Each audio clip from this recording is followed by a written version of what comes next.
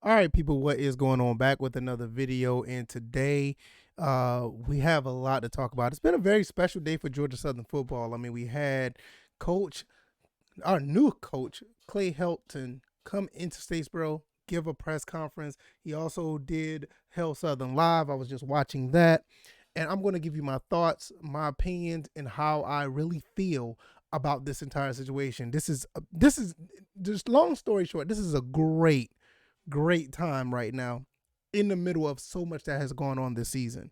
Let's talk about it. Welcome to the First and Frame Race channel. I'm VF Baller, and over here we talk about Georgia Southern football. We also talk about Atlanta Falcons football. Everything under that umbrella. Unfortunately, it's not much to talk about Atlanta Falcons right now. Everything in Atlanta right now is based on baseball. You know what's going on there. They're about to have a parade for the World Series champions. Phenomenal season for them. So Atlanta, the Falcons are kind of like on the back burner right now. Also, with the story in Statesboro right now, I mean, how could you not love what's going on here? I mean, I remember the time when I was, a student at Georgia Southern, and I was taking classes, and I lived like right down the street from, I live right down the street from the stadium, and going to the football games was great, and it was very electric back then. This was like back in '04, '05, '06, and it was just an electric time. It was awesome. People would come to the stadiums or whatever. Lately, it has not been as electric as it was back then, but I think now with this coach, I felt that electricity in his speech. I felt that emotion, that just that infectious vibe. I mean, the energy was there. He comes out after Jared Binko speaks. Shout out to Jared Binko. Phenomenal job of him and everybody under his umbrella has done to get Coach Helton here. Listening to him talk, I mean, it just put a fire under everybody.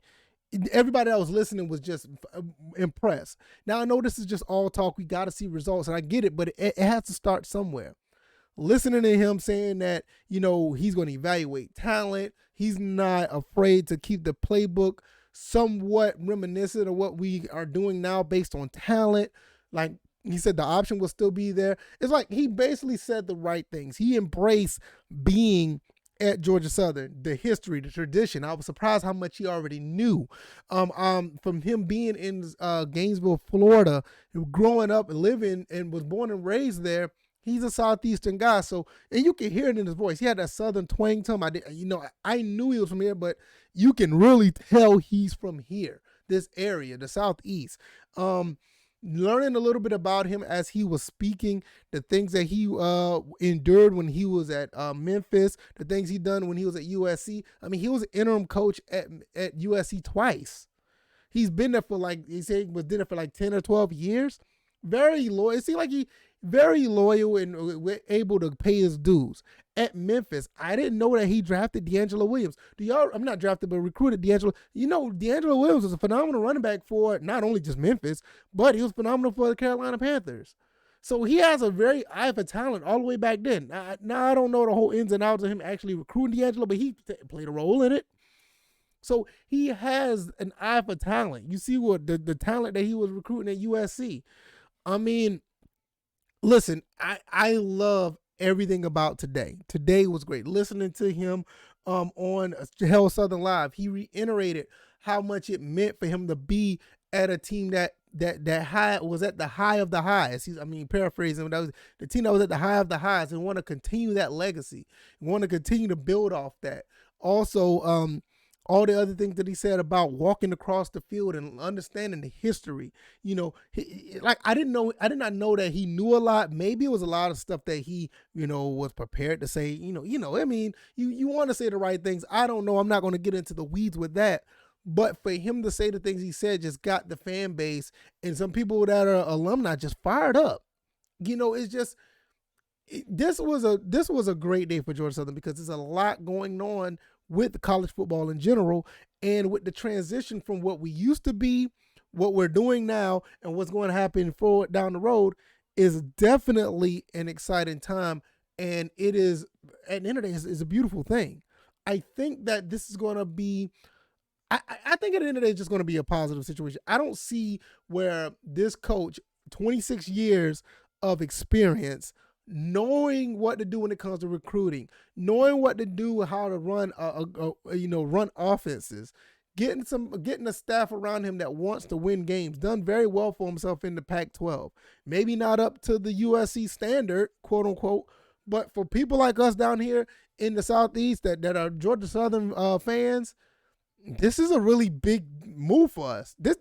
Whatever y'all got going on at USC that did not work, that y'all felt like what he was doing that didn't work, is a phenomenal look for us. That'll do wonders for us down here. So this is just great. I really can't see too much of a negative.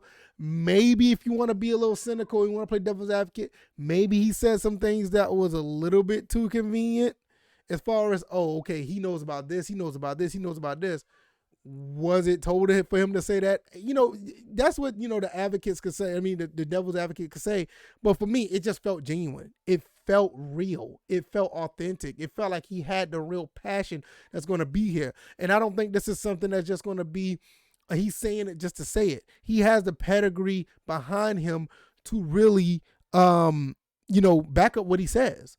And I don't think he will be in a situation where he wants to squander this opportunity, because for him, shout out to Gotta Talk. Shout out to those guys on the podcast. If you haven't listened to that, you need to go listen to them.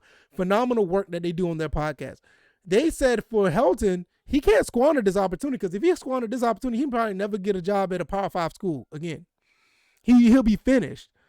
So for us, we can go back and look at another coach. For him, he'll be done. So it obviously is in his best interest to win with, everything that's being a coach.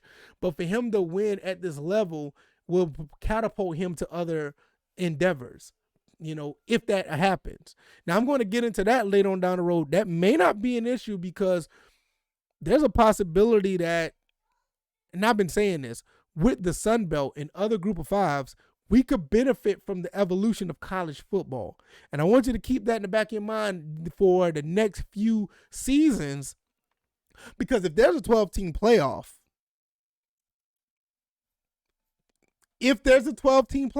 that's just something to think about. Now just leave it there. If there's a 12-team playoff, I just think at the end of the day, we are in very good hands right now. I think that we are in a situation where it's only nowhere to go but up. This has been a rough season. Shout out to Coach Chad Lunsford. I have no ill will towards him. I always thought he was a great guy. I even thought he was I thought he was a good coach. Very good with the players. Players look up to him, and that's one part of coaching that really matters. Coach Witt, even, Coach Helton has a high respect for him. I have high respect for him. Not only just, what he's done this season, even though it didn't pan out the way that a lot of people like to, he has a pedigree of coaching. He done a phenomenal job throughout his career. He was a former Georgia Southern player. Nothing bad to say about him. It's just that, unfortunately, just came up short. And, with Coach Helton, it's just like the future is now. He's about to go and start looking at talent and going recruiting. He's in a very good, very unique and good position to go look at talent throughout this window prior to early recruiting, and possibly seeing who's going to be in and out of the transfer portal. I mean, year one may be a big splash. It may be much more successful than we think it is. And I can't wait to see what the next 3 or 4 years is going to be like, because this is going to be a really good time at Georgia Southern. If you want to sit back and watch what happened, that's fine. But I think you're going to be watching something very special. I cannot wait for it. If you like this video, hit the like button, share this video, let people know what I'm doing over here. Eagle Nation, stand up. It is your day. Welcome. #welcome Clay. Welcome, Coach Helton. Can't wait to see what you're going to be doing. I'm going to be here doing these videos, watching everything you do. I'm actually going to be commentating on everything you do. And this is going to give me a real reason to really go buy some merch. I mean, it's just going to be, oh man, it's going to be awesome. It's just going to be awesome. Southern Exchange, you're going to be getting more of my money, because that guy got me fired up. All right, y'all. Y'all be blessed. Y'all take it easy. Peace.